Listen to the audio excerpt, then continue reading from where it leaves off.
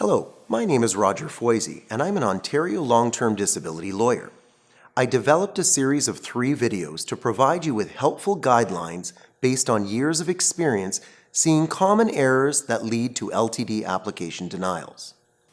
This video will focus on your physician's statement for your LTD application and the critical role they play, so they are less likely to be denied.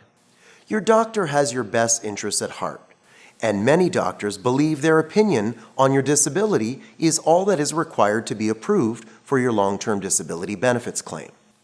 However, the reality is that insurance adjusters regularly deny LTD claims because the physician did not give them enough information to understand why they can't return to work.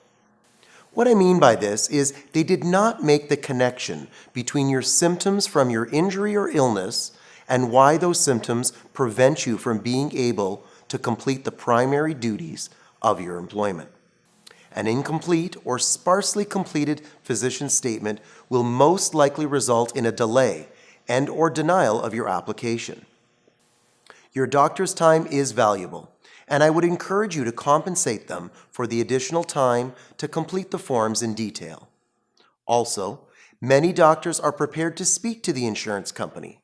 Ask your doctor if he or she is willing to do so, and make a note in the forms suggesting the adjuster may speak with them for further clarification.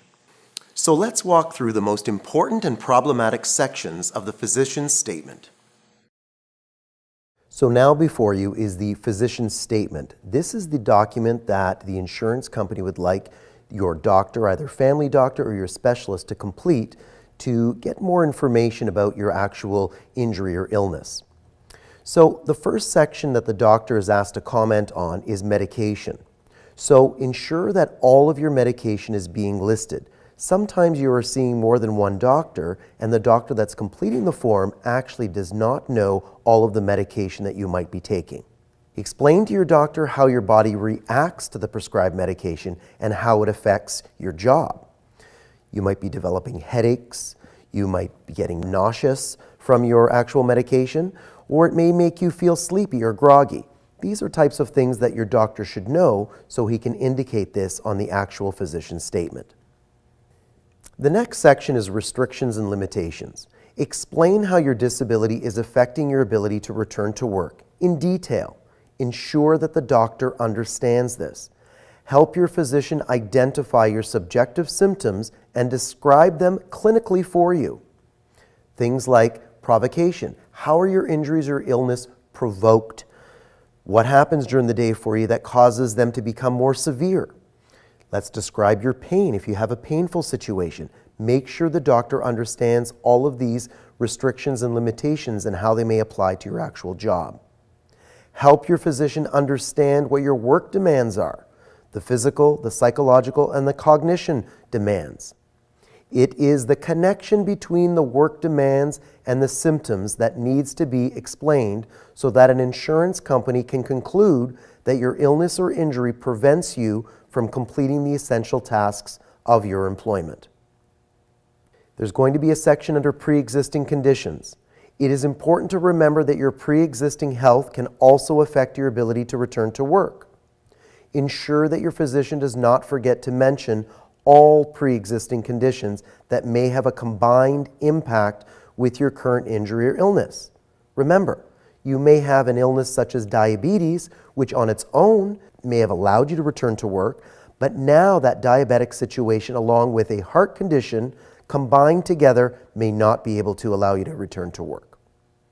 The last section your doctor is going to complete is the clinical information piece. Ask your doctor to add more information as an incomplete form can result in a denial of your claim. Ask your doctor to discuss the symptomology in detail. There may not be a diagnosis yet, but your symptoms are real and need to be discussed elaborately as they are affecting your ability to work. Remember, diagnosis is not required for an approval of your claim. Make sure that your doctor understands this with you as well. And remember, do not hesitate to sit down and review the physician's statement with your doctor if you think they have missed or forgotten to add some important information about your injury or illness, but also be mindful of their time and the cost of them completing the physician form. I hope this video has been helpful to you and your physician when completing the LTD application. I encourage you to watch my other videos on this topic, which cover important tips for your own application form and your employer's statement. If you've applied for long-term disability benefits and have been wrongfully denied, or your benefits have been recently terminated, I encourage you to contact my office to set up a free consultation, or visit my website at injurylawyercanada.com for additional LTD videos and resources.